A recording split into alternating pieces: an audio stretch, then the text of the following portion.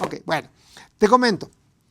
Cuando hablamos del momento de acumulación, un artículo que es emblemático y obligado a que ustedes lo repasen es el artículo 17, donde la regla general me dice, cuando la ley no establezca el momento de acumulación en otros artículos, te vas a sujetar a este artículo, por eso lo llamo regla general. Pero vean qué dice, y voy a hacer una precisión. Dice, para los efectos del artículo 16 de la Ley de Renta, que nos habla de las modalidades de los ingresos, que pueden ser en efectivo, en bienes, en crédito, en servicios, etc., se considera que los ingresos se obtienen en aquellos casos no previstos en otros artículos, en las fechas que se señalen conforme a lo siguiente. Y vean la palabra clave o las palabras clave. Enajenación de bienes o prestación de servicios. Esa es la hipótesis. Ese es el supuesto jurídico. Eso es el hecho generador del crédito. ¿Queda claro? Porque muchas veces eso se confunde. Y te voy a decir por qué.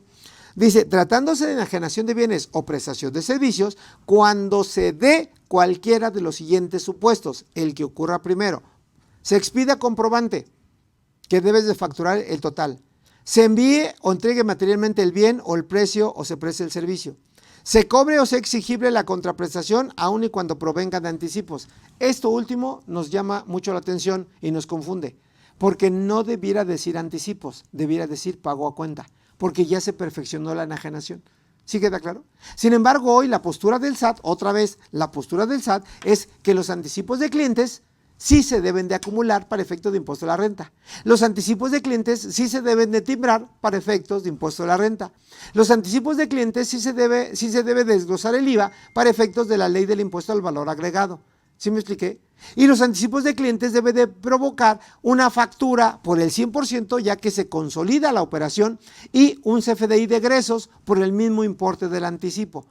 Pero el anticipo de clientes contablemente, regulado por la norma de información financiera C9, sorpresa, se considera como un pasivo. Y es donde viene la pregunta, ¿el pasivo se considera como deuda para efectos del ajuste anual por inflación? Sí, amigos. Ahora, dicho esto, vean, algo que no es opción hacer, que no se les debe de pasar, que es obligación de hacer, que por cierto, esto que voy a platicar y que voy a leer es una reforma para el próximo año, ¿de acuerdo? En donde la reforma me dice que una persona moral no se puede disolver y en consecuencia no se puede cancelar su RFC si no cumple, entre otras obligaciones, con esta obligación. ¿Y de dónde extraje esto? De la reforma al artículo 27 del Código Fiscal de la Federación. Y por eso la lámina la llamo confronta de ingresos. ¿Y qué es confronta? Compara lo que tú tienes facturado, lo que tú tienes declarado en pagos provisionales o en la declaración anual y lo que tiene la base de datos del SAT. Ahora, la pregunta es, ¿lo estás haciendo? La respuesta debiera de ser que sí. Y dice, vean, que el ingreso declarado, así como el impuesto retenido por el contribuyente, manifestado en declaraciones de pagos provisionales, retenciones, pagos definitivos o anuales, concuerden con lo señalado en los comprobantes fiscales digitales por internet, documentos o base de datos que lleven las autoridades fiscales que tengan en su poder o a las que tengan acceso. ¿Queda claro? Entonces, aquí la pregunta es, ¿puede ser diferente el ingreso declarado en pagos provisionales referente al CFDI? Sí puede ser diferente. ¿Y por qué puede ser diferente? Porque algunos todavía tienen la idea de que si vendo 100 pesos y en el cuerpo del CFDI viene descuento, rebaja o devolución de 20 pesos, ingreso neto son 80, ¿cuánto están declarando en provisionales? ¿Los 80 o los 100? Deben de declarar los 100. Otro ejemplo, por error hacen lo que ya hasta es como reiterativo decirles. Hacen una factura de ingresos de 100, hacen una nota de crédito de 100 por algún error, alguna omisión, algún requisito que les faltó y vuelven a hacer una factura de 100 pensando que la nota de crédito cancela el CFDI. Eso no es cierto. Entonces, ¿cuántos ingresos deben de aplicar? ¿100 o 200? 200. ¿Cuánto están reflejando? Seguramente 100. Otro ejemplo, otro error muy común. La factura se supone que es en pesos y por error, por omisión, por descuido, lo facturan en dólares. ¿Cuánto debo de acumular? ¿Lo que está en dólares del CFDI o lo que está en pesos? Lo que está en dólares. Por eso es importante realizar esa confronta, pero con 3 elementos, tres instancias. Lo que tienen ustedes facturado en su contabilidad, lo que tienen declarado en las declaraciones provisionales, definitivas o anales, y lo que tenga en la base de datos del SAT. Ahora, insisto, lo están haciendo, pues muchos no lo hacen. Por lo tanto, ¿puede haber diferencias en materia de pagos provisionales? Sí. ¿Puede haber pago de multas? Sí. ¿Puede haber una revisión por parte de la autoridad? Sí. ¿Puede haber causas de molestias? Sí. ¿Pueden pagar recargos y actualización? Sí.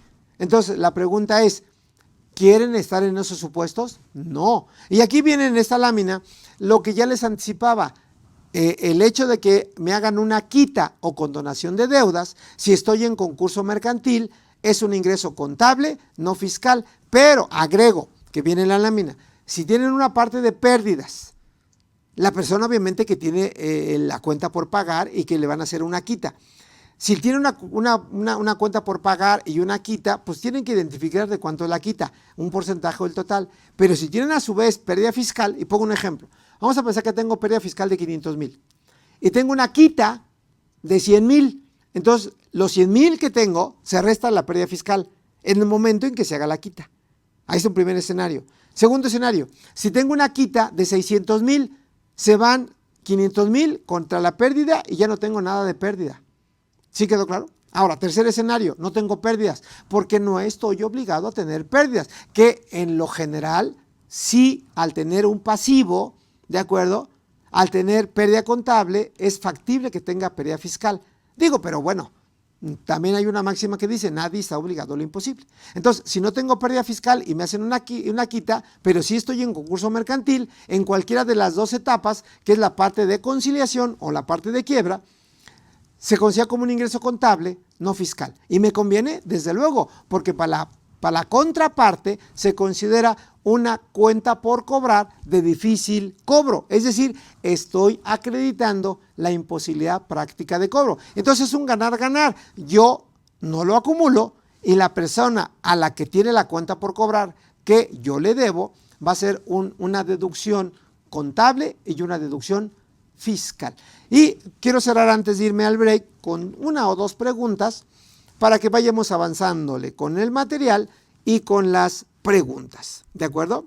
Bueno, que los invito a que me pregunten porque he dicho muchas cosas y no sé si está muy entendible todo esto. Pero bueno, Lucila Castro me pregunta.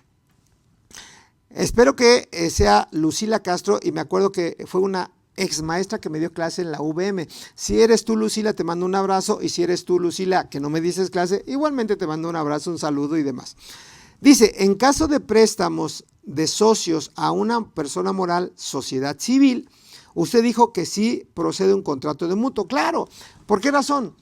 Porque solamente procede un contrato de préstamo en materia mercantil, no en materia civil.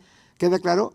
Y la sociedad civil, entiéndase que si bien es cierto es una persona moral, en atención al artículo 25 del Código Civil, finalmente está prestando un servicio y no realizando una actividad empresarial. Por lo tanto, sí puede ser un contrato de mutuo que yo agregaría, Lucila, para efectos de que tengas la certeza que acreditas que es un contrato de mutuo, hazlo con intereses. Porque también el Código Civil sugiere que puede ser sin intereses. Mi recomendación es hacerlo por intereses y por lo menos a valor de mercado. Toma como parámetro el CETE y puede agregarle un puntito más o 2 puntitos más. Ahí está mi comentario, Lucila. Arturo Aguirre, que también me escribe, me manda saludos. Buenos días, Arturo. Dice, una pregunta, si este año y debido a la pandemia no hay suficientes recursos en la empresa, por lo que el administrador único decidió no cobrar sus honorarios como administrador, y esto sería un esquema reportable. Reciba un fuerte abrazo. Mi estimado Arturo, muy buena pregunta y gracias por el abrazo, te mando otro de regreso. Te comento, mira, así como está escrito el artículo 199, fracción sexta, sí sería un ejemplo de esquema reportable. Entonces, ¿yo qué te diría? Que si tú tienes los elementos, la razón de negocios, lo dejas asentado en tu acta de asamblea ordinaria y que diga, a partir de marzo a abril que se dio la pandemia, por falta de liquidez, por falta de solvencia, por falta de recursos, por disminución de ventas, por lo que tú quieras y mandes, y lo dejes en el informe del administrador y el informe forme parte de la acta de asamblea ordinaria, yo creo que sería un ejemplo real de no pagar honorarios al administrador, pero no deja de ser un esquema reportable, pero no va a pasar a mayor, sin embargo nada más cuida un contrapeso. Si yo administrador ya no estoy cobrando mis honorarios, pero tengo mi casa, tengo mis cuentas bancarias, tengo mi patrimonio, tengo gastos personales, pago tarjeta de crédito, primer dato, no caer en discrepancia fiscal, primer elemento. Segundo elemento, declarar otro tipo de ingresos al fisco precisamente para acreditar de dónde estoy obteniendo el recurso para el vivir del día con día. Que no sé si tú vivas en casa con tu familia o vivas con tus padres o vivas separado, pero yo, por ejemplo, hoy que vivo en Puebla, que vivo solo, en donde, por ejemplo, parece mentira, pero los gastos de luz, mantenimiento, gas, lo que son la despensa, digo, yo mismo me asombro, 1,000, 2,000, 3,000, 4,000, 5,000 pesos a la semana, a la quincena por esos gastos. Entonces, eso puede provocar discrepancia fiscal. Pero bueno, la parte sensible de tu pregunta, ¿sí puedes dejar de pagar emolumentos? Sí. ¿Dejarlo asentado en el acta de asamblea? Sí. ¿Que el acta de asamblea forme parte del informe del administrador? Sí. Y de alguna manera tener justificable otro tipo de ingresos para que llegado el momento acredites de dónde sacas para vivir. Bueno, ahí está mi querido Arturo la respuesta. Vamos a una pregunta más y hacemos un break para que se vayan a tomar un cafecito, un par de huevitos o lo que ustedes gusten y manden. Dice, buenos días contador, soy Elvira García. Saludos Elvira, dice, actualmente tributo en el RIF, régimen de incorporación fiscal. Por servicios de alimentos es permitido tributar, además en las plataformas tecnológicas para hacer compras en el súper utilizando mi auto. Muchas gracias. Bueno, te comento mi querida Elvira.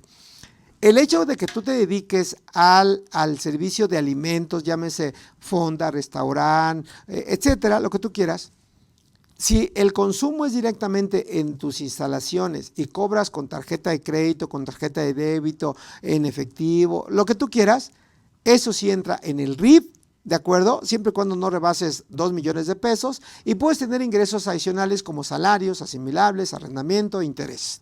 Sin embargo, si tú tienes el mismo negocio de comidas, pero vendes a través de una plataforma digital, a través, por ejemplo, de Rapid o de Uber Eats, ahí, por disposición del artículo 111, Elvira, ya no puedes tributar en el RIF por ese ingreso. ¿Queda claro? Te vas al capítulo tercero del título, te vas a la sección tercera del capítulo segundo del título cuarto, que es el ingreso por plataformas tecnológicas, en donde va a proceder una retención de IVA y de impuestos sobre la renta. Entonces, ahí están mis comentarios. Y cerramos con broche de oro una penúltima pregunta de esto, porque dicen que la última es cuando ya no estamos. Pero bueno, penúltima pregunta dice,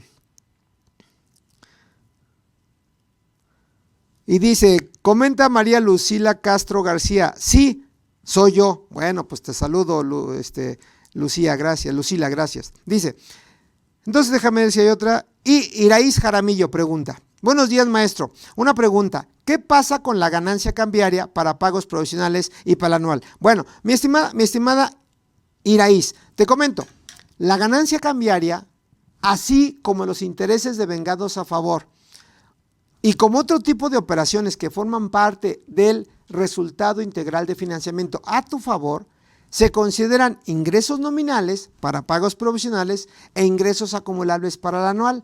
Luego entonces tienes una ganancia cambiaria hoy, acumúlala con tus ventas o tus servicios en el pago provisional y desde luego el mismo sistema de la declaración anual lo va a jalar para tu declaración anual. Estamos en el tema de cierre fiscal con efecto COVID y antes de iniciar voy a recordarles que en su agenda debe de estar que el día 15 de diciembre, el día martes, si no me equivoco, estamos considerados aquí en la capacitadora para dar el curso de esquemas reportables. Y si no me equivoco también es sin costo alguno para ustedes, por lo tanto inviten al amigo del amigo del amigo para que nos acompañen y podamos romper récord de audiencia. Ojalá me apoyen en eso. También el día lunes 21 y el lunes 28 de diciembre también tenemos contemplado un curso de reformas fiscales 2021 con prácticamente lo que todo ya está aprobado, y yo hace un rato les dije que todavía no se ha publicado en el Diario Oficial de la Federación, pero lo que hemos comentado en las charlas entre amigos o en los cursos, prácticamente ya todo está aprobado, en donde hay cambios en renta, en IVA, en IEPS, en código, en particular en código, para que lo tengan muy presente, razón de negocios, certificado sello digital, donatarias autorizadas, asimilables a salarios, lo que es cambios en CFDI, cambios en lo que es también en el Registro Federal de Contribuyentes, etcétera. Entonces, no se los pierdan para que lo tengan agendado. Y si no salen de vacaciones, que no es recomendable ahorita por el tema de COVID, a propósito del tema que estamos viendo, pues si se quedan en casa, en su despacho, pues igual a ver si se pueden sintonizar, que nos daría un orgullo contar con su asistencia. Y por otro lado, bueno, pues vamos a retomar algunas preguntas que me hacen por WhatsApp, en donde con mucho gusto las atendemos. Y estamos considerando a su vez la posibilidad de dar otro tipo de charlas fiscales entre amigos, a lo mejor interactuando con Susana Mireles, que también ya la conocen, o interactuando con el maestro Morita, que también ya lo conocen, y con algunos otros expositores de gran línea, de gran calibre, y también desde luego pues de casa, de CADEFI, y también estamos invitando a gente nueva, sangre nueva, para que venga y nos dé sus puntos de vista diferentes, como Octavio, que ya lo conocen, como a Juan Carlos Fuentes, que también ya lo conocen, en donde, pues aparte de ser grandes amigos, grandes conocedores de la materia, pues la idea también es darles el empujoncito, la patadita para que tengan suerte y para que también compartan su experiencia, sus conocimientos con todos ustedes. Y si alguien dice, levanta la mano, que hoy no los veo, que levanta la mano y que me digan, oye José Antonio, yo quiero participar contigo en una cápsula, en una charla entre amigos.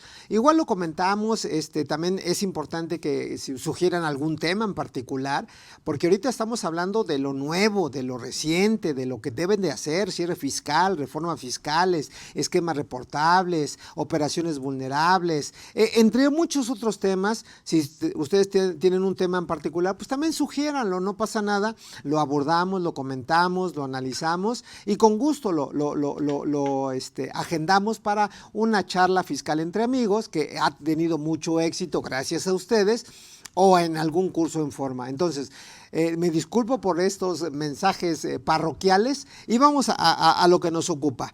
Pregunta, dice Lupita: en una cooperativa de ahorro y préstamo no tuvimos empleados en este año, porque la estamos apoyando en forma gratuita, pero en este mes vamos a contratar a una persona por honorarios asimilados a salarios. En este mes caería en un esquema reportable. Lupita, creo que la pregunta que me hacías era esto, precisando, gracias, en donde el pago de asimilables a salarios como tal, insisto, es un tema muy vigilado por el SAT. Pero si tú lo haces a través de una razón de negocios, que sea un gasto estrictamente indispensable y demás, tienes un contrato con todo lo que hemos platicado y de verdad se preste un servicio independiente, que esa es la parte interesante, Lupita. Porque si tú, por ejemplo, lo contratas como asimilables, pero en realidad es un trabajador, pues de entrada tienes un problema con Seguro Social, con Infonavit, ¿de acuerdo? Con el SAT no, porque al final del camino le retienes el impuesto sobre la renta. Entonces, bajo ese orden de ideas, yo no tengo problema que le pagues asimilable. Sin embargo, contestando tu inquietud de manera puntual, los ingresos por asimilables a salarios, con excepción de los administradores, de los comisarios, en tu caso práctico o en tu pregunta, no es esquema reportable. Diferente sería al administrador, al comisario, al presidente de consejo de administración, que también le pagarías por asimilables a salarios, pero en ese caso, toda vez que sí es una parte relacionada, sí cae en la fracción sexta del artículo 199 del código y en consecuencia sí sería un esquema reportable. Ahí está mi comentario, Lupita, y gracias por tu pregunta. ¿De acuerdo? Bien, seguimos con Jesús Ruiz, dice: saludos, Dios lo bendiga, máster. De verdad, Jesús, gracias por las bendiciones. De verdad que las agradezco de manera muy humilde, muy personal. Debería de dar un curso de indicadores financieros como lo hace en su lámina. Excelente, ojalá lo tomen en cuenta. Con mucho gusto, Jesús Ruiz. Todas sus peticiones, créanmela, que las filtramos con los directivos para que se programen y se elabore un curso pertinente. Yo creo que la parte de razones financieras, con la parte financiera propiamente dicho, las partes de la NIP y el toque fiscal sería indispensable. Ojalá lo tomen en cuenta y yo con mucho gusto participaría de estos ejemplos. Y como les dije al inicio, yo siempre trato de traer casos, a lo mejor sí aislados, pero son casos reales, son casos de las empresas que están allá trabajando, con el ánimo de que si están bien, lo celebro y lo puntualizo para que ustedes sigan la línea, pero si están mal, es como algún comentario que me hacían en algún momento mis queridos amigos y alumnos de la Escatepepan, cuando les decía o me comentaban, es que viene un maestro que llega tarde, que llega sucio, que a lo mejor se pone a leer lo que nos va a dar de clase, no prepara su clase y dice, ¿qué vamos a aprender de él? Porque finalmente la intención es aprender al día con día. Y le dije, muy sencillo, vas a aprender cómo no ser un buen profesionista. ¿Ven lo que estoy diciendo? Y al no ser como ese maestro, ¿cuál es la indicación? Vas a llegar temprano, vas a llegar preparado tu clase. Hablando de crítica constructiva del ejemplo, vas a llegar bañadito, como dicen alguien cuando eran los cursos presenciales, que alguien me decía, cosa que agradezco de verdad, oye contador, qué rico hueles. Hoy no me huelen, pero huelo exquisito, no rico, exquisito. Oye, qué bien combinadito vienes, no como un anuncio en el periódico o en la radio que decían hoy del estómago hacia arriba, pues me veo guapo. Pero también hay gente que hoy en Zoom y demás, del estómago hacia abajo, dice, a lo mejor estás en pijama y demás. No, hoy vengo de línea, zapatos bien lustraditos. ¿Qué es lo que deben de hacer? Consentirse. Pero bueno, vamos a continuar con las preguntas. ¿De acuerdo? Entonces, ahí está la sugerencia y la petición de Jesús Ruiz. También en las preguntas, díganme de dónde me escriben para que yo mande saludos, porque sé que me escriben de muchos lugares. Julio César me dice, buenos días, contador José Antonio. Si acumulo el total de ingresos y elaboro una nota de crédito, ¿en qué momento descuento esa devolución, descuento, bonificación sería hasta el anual? Mi querido Julio César, es correcto, es correcto.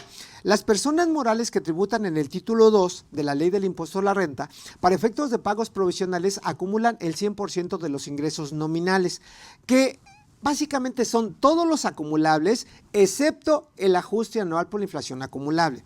En consecuencia, no debe de haber diferencias en la declaración anual, hablando de los acumulables, sin considerar desde luego el ajuste que se maneja por aparte. Ahora, ¿por qué menciono esto? Porque si tienes devoluciones, rebajas o descuentos sobre ventas, en los términos del artículo 25, fracción primera de la ley del impuesto sobre la renta, pues tienes que considerar esto como deducción en tu declaración anual, porque todo es en base a lo que es ingresos devengados y son ingresos nominales para efectos de tu declaración anual. Con la excepción, mi querido amigo Julio César, de los ingresos que tengan las sociedades civiles. ¿Por qué menciono esto? Porque las sociedades civiles, que también pueden tener algún descuento, alguna bonificación, si bien es cierto también lo restan en su declaración anual, pero hay una pequeña precisión, que los ingresos que ellos declaran como acumulables son los efectivamente cobrados, flujo de efectivo, pero en materia de sociedades civiles que prestan un servicio, tu despacho, mi despacho. Espero haya sido claro, mi estimado Julio César, y gracias por los saludos y desde luego por la pregunta. Para el profesor José Antonio, referente a repartición de dividendos repartidos provenientes de CUFIN 2019, que tengo CUFIN de 23,400 y de utilidad contable tengo 43,200. Se van a repartir dividendos de 30,400. La diferencia de los dividendos que no provengan de la CUFIN se le aplica el tratamiento del ICR artículo 9 y tengo que enterar al SAT, por lo que no entiendo cómo se llama la declaración en que se presentan estos impuestos o en qué formato se enteran en la plataforma del SAT. Muchas gracias y profesor, le mando un saludo, Fernando Rodríguez Ariza. Bueno, Fernando, gracias por los saludos, gracias por la pregunta y te contesto. Vean, a partir del año 2014, tuvo una reforma el artículo 140 de la Ley del Impuesto sobre la Renta, en particular el segundo párrafo. Y el segundo párrafo me dice que cuando decrete dividendos a partir del 2014, pues debo de retener un impuesto sobre la renta del 10% sobre el dividendo decretado, ¿de acuerdo? No así, y por eso a partir del 2014, y qué buena pregunta, Fernando, debo de llevar dos CUFINes, la generada hasta el 2013 y la generada a partir del 2014. Por lo que acabo de explicar, porque a partir del 2014, si decreto dividendos, que debo de hacer, por cierto, un acta de asamblea ordinaria para hacer el decreto de dividendos, generar el pasivo que se debe de hacer contablemente hablando, cargo a resultado del ejercicio con abono a dividendos por pagar, ¿de acuerdo? Y independientemente que provengan de CUFIN, a partir del 2014 retengo el 10%. Sale. Segundo comentario, si no separas la CUFIN del 2013 y del 2014, se sobreentiende que todo es dividendo del 2014 y en consecuencia retienes el 10%. Tercer comentario, para la persona moral, que en los términos del artículo 9 y 10 de la Ley del Impuesto sobre la Renta, concretamente a partir del artículo 10, la persona moral que decreta el dividendo, si proviene de CUFIN, no paga impuestos sobre la renta. Ojo con esto, mi estimado Fernando, no paga impuestos sobre la renta. Pero si no proviene de CUFIN, tienes que piramidar el dividendo decretado, ¿de acuerdo?, por el factor de 1.4286 y sobre la base que te da, te aplicas la tasa del 30% y es el impuesto que retienes y enteras. Ahora, ¿en dónde se entera? Pues básicamente se entera el mes siguiente de la fecha en que tú decretas el dividendo y desde luego que está pagado en tu declaración de pagos provisionales, ¿de acuerdo? O definitivos, que son los pagos referenciados, que ahí debes de buscar donde dice retenciones de impuestos sobre la renta y ahí vas a meter precisamente las retenciones de ICR por dividendos. Que no omito decir que en los términos del artículo 76, por ahí de la fracción 11, no me recuerdo, me disculpo, me dice que debes de emitir CFDI por dividendos y debes de en ese CFDI poner el dividendo decretado, la base de ICR piramidada, que es en su momento lo que va a acumular la persona física en los términos del artículo 140 de renta y 151 de renta, ¿de acuerdo?, para efecto de declaración anual. Y desde luego puede acreditar el impuesto sobre la renta que la persona moral paga. Entonces, en concreto, se paga en tu pago referenciado un mes posterior, donde dice impuesto sobre la renta retenido, ¿de acuerdo? En este caso, retenciones de ICR por dividendos. Entonces, ahí está, mi estimado Fernando, la atención a tu pregunta. Vamos con otra pregunta y pregunta Alma Delia Delgado. Alma Delia, te saludo con gusto y dice, una pregunta. Hay una empresa con el giro de asesoría de política y objetivo empresarial. A la fecha tiene una utilidad elevada de 3 millones de pesos y queremos saber si podría gastar que sea deducible con el fin de disminuir la utilidad y el coeficiente de utilidad para el siguiente año. Bueno, mi estimada Almadelia Delgado, te comento, mira, de que se puede gastar, eso es indudable. Eso es indudable. Pero sin embargo, debes de tener en cuenta por lo menos dos supuestos bien claros. Primero, otra vez, la razón de negocios, que ahí lo quiero dejar